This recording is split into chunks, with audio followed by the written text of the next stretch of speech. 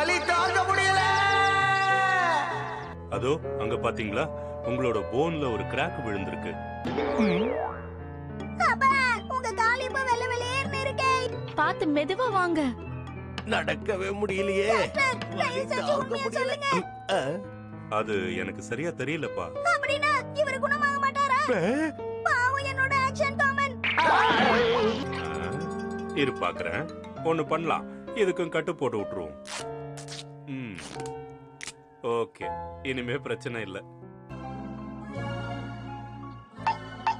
Shinchan வா, கடைக்கு போயிட்டு வரலாம். நாங்க போயிட்டு வந்துடுறோம். Bye by.